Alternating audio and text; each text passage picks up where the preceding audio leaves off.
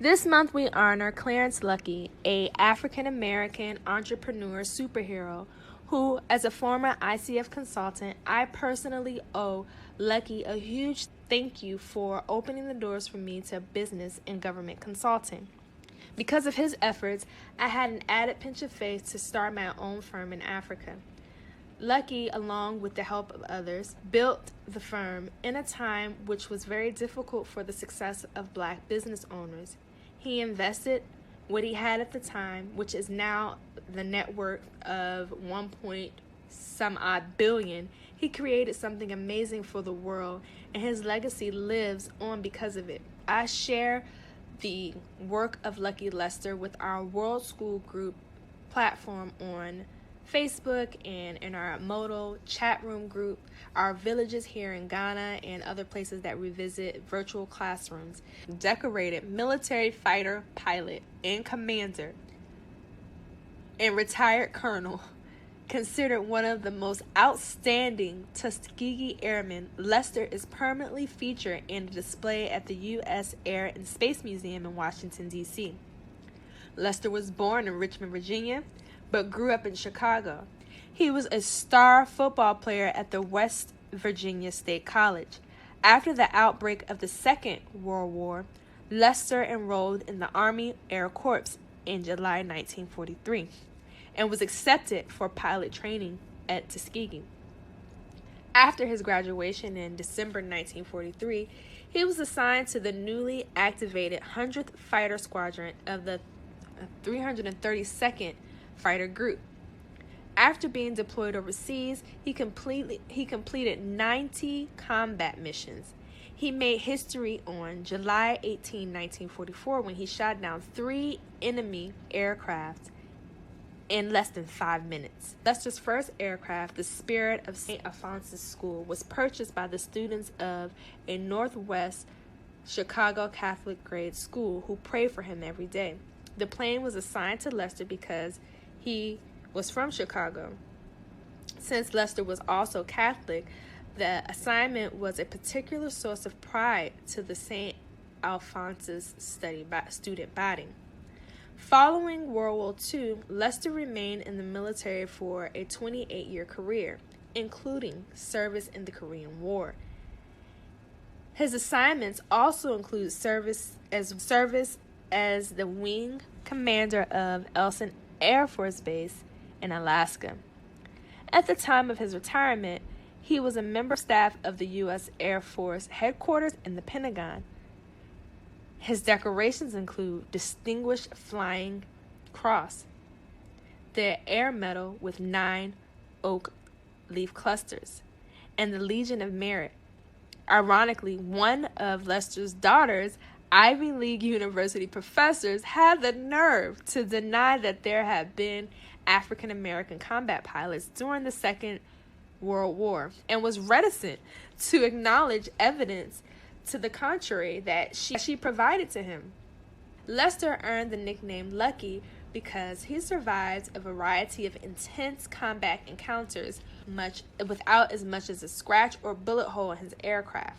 Lucky's 3 victory mission was recently commemorated on the History Channel's Dogfights Tuskegee Airmen program. At the height of his post-military career, Lucky served as the first president of the ICF International. Racism Tuskegee Airmen faced.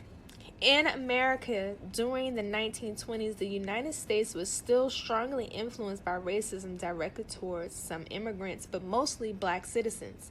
In the midst of the World War II, anyone could join the armed forces in the United States, but if you wanted to be a pilot, you were required to apply to the U.S. Army or the U.S. Navy. In 1925, the Army Central Staff College, or War College, did some studies of the combat history of Blacks, and the results were they were cowards, lacking battle intelligence, lacking proper morale, and were poor technicians and fighters. Because of these wrong surveys, Black soldiers weren't allowed to fight next to white soldiers and were only put into segregated combat, engineer, quartermasters, artillery, cavalry, and air service units. Black soldiers could apply to the U.S. Army Air Corps, but were declined every time because apparently they weren't fit for the job. Even men like Benjamin O. Davis, who were well qualified for Air Corps, were rejected because there was no black unit in the U.S. Army Air Corps. Many black citizens were not happy about the refusal to accept blacks into the Air Corps. So, in 1938, a black weekly magazine, the Pittsburgh Courier, decided to start putting out articles that encouraged black soldiers to be accepted into the Air Corps, and eventually the NAACP got involved too.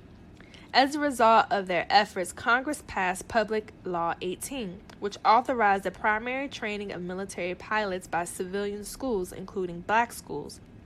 Still, the Air Corps refused to accept black citizens to serve as pilots, even if they had completed the civilian pilot training program. This only encouraged black people to work harder. In the 1940s, Congress passed an amendment to the Selection, Training, and Service Act, which introduced blacks to every branch, including Air Corps. And in 1941, the U.S. Air Corps allowed blacks to become pilots.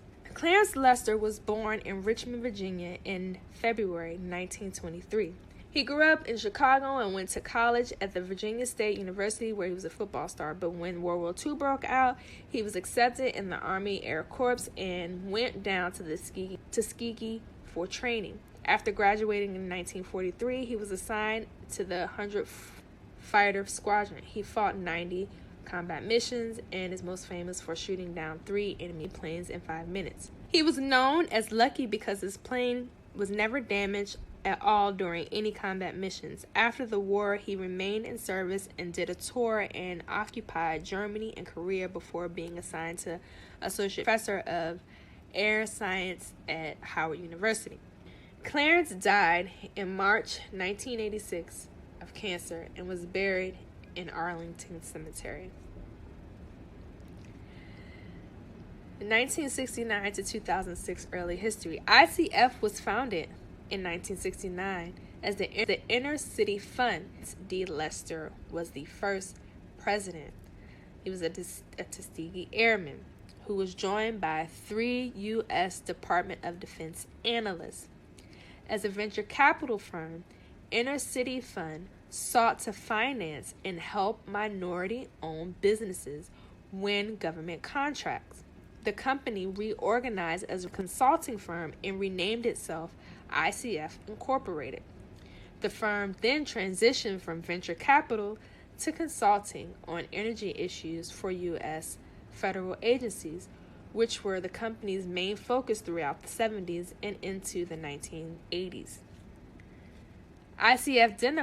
ICF acquired Kaiser Engineering in 1988 and went public in 1989. I'm so proud to have worked for a company like ICF. It was founded more than 50 years ago by partnering with clients on complex energy, environment, health, and socio-economic development issues.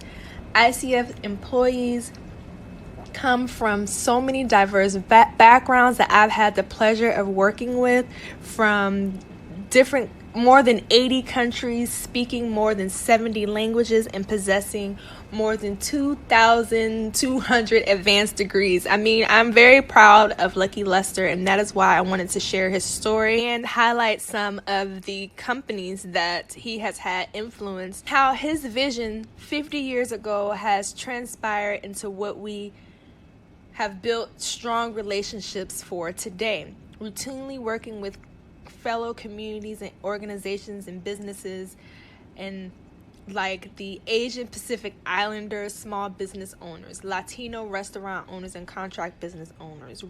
There are a list of ethnic business companies, business organizations, and government agencies which support minority businesses that I'm very happy Lucky's vision is still being carried forth today. Asian Pacific Islander small business owners, Asian American Hotel Owners Association, National Association of Minority Contractors, Consulate General of Mexico, Oregon Native American Chamber of Commerce. I mean, there's so many different organizations here, and I just want to highlight a few. And also, I want to wrap up by thanking Colleen Mcguire. I'd like to honor and appreciate her for her work that she has done over the course of 20 years. Her 20-year tenure with ICF, she was a great supervisor and was pleasant to work with.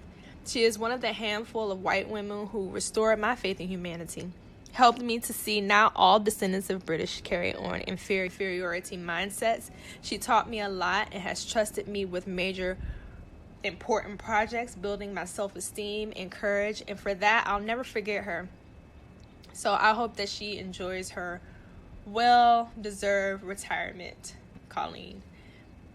But I'd like to go back to this long list of minority businesses that ICF has helped, and I implore you to continue the initial vision Lucky Lester had for the International City Fund, because there was a time when the Oklahoma City bombings happened where their black businesses were flourishing, and then out of jealousy and envy and fear, the uprise of blacks, the Black Wall Street was destroyed. So I'm sure that Lucky Lester started the Inner City Fund to give equality in black economics.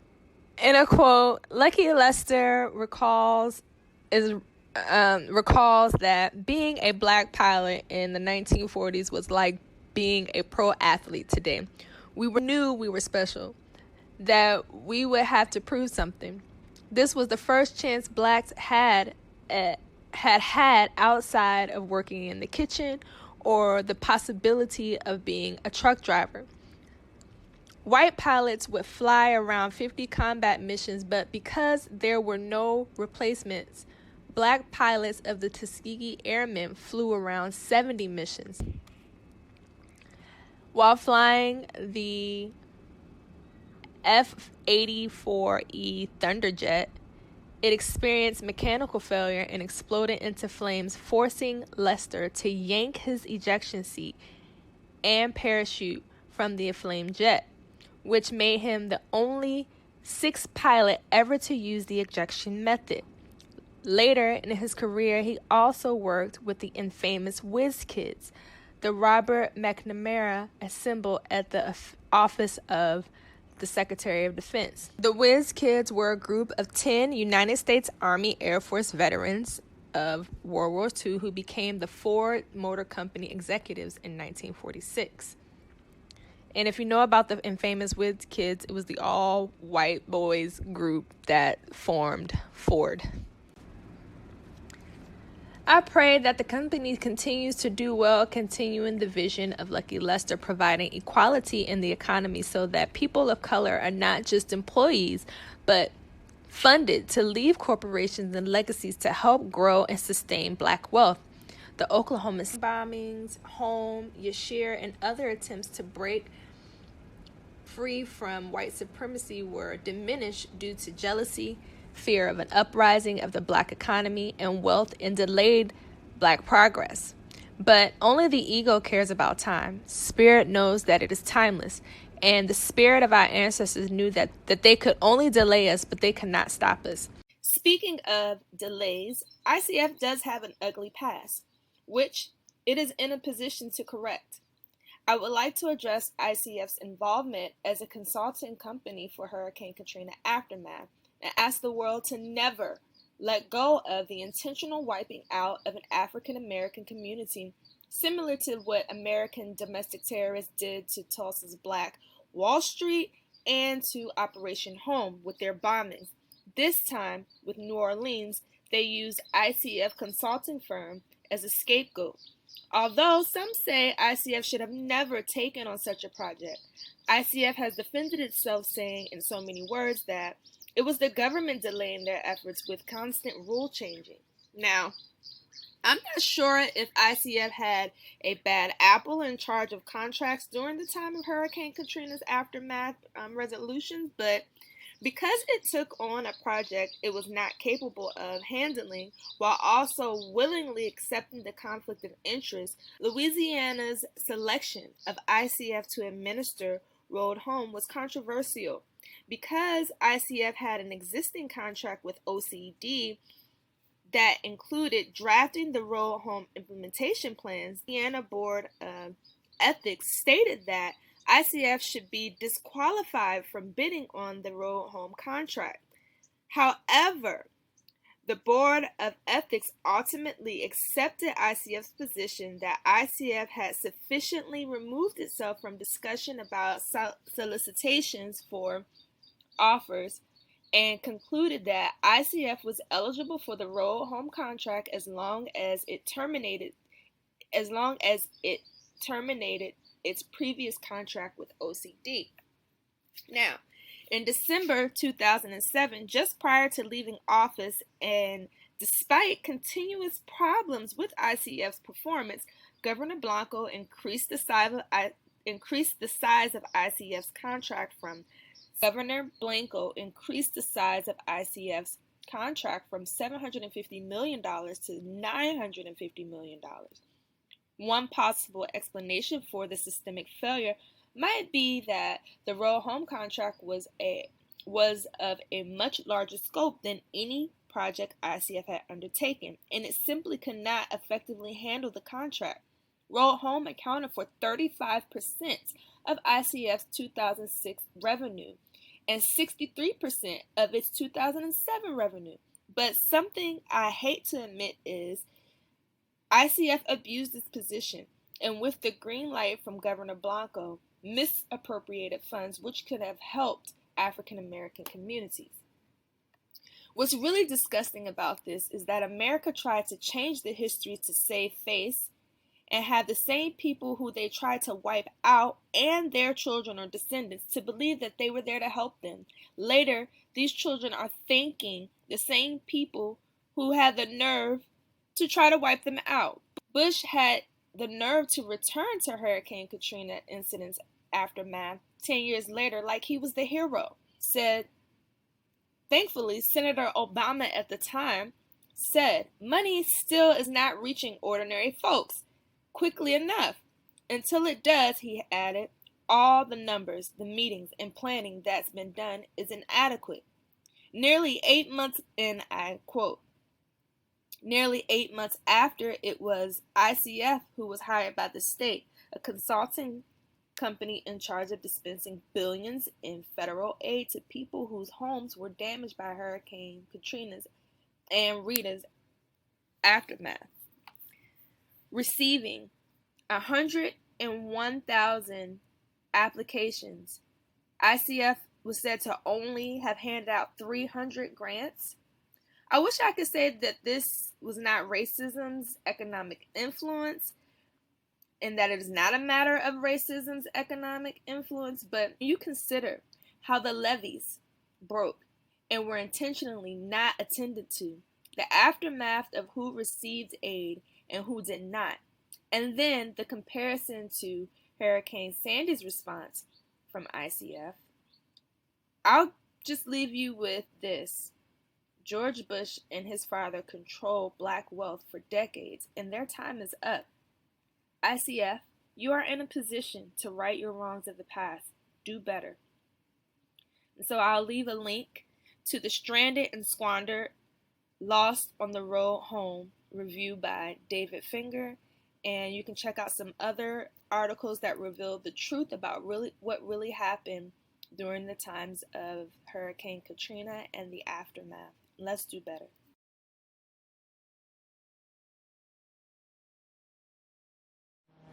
With the breach of 3 levees protecting New Orleans, the landscape of the city has changed dramatically, tragically, and perhaps irreversibly. There's now over 25 feet of water where there was once city streets and thriving neighborhoods. I hate the way they portray us in the media. If you see a black family, it says they're looting. See a white family, it says they're looking for food. And you know, it's been 5 days because most of the people are black. We realize a lot of the people that could help are at war right now, fighting another way, and they've given them permission to go down and shoot us. And subtle, but in even many ways more profoundly devastating, is the lasting damage to the survivors' will to rebuild and remain in the area. The destruction of the spirit of the people of southern Louisiana and Mississippi may end up being the most tragic loss of all. George Bush doesn't care about black people. Please call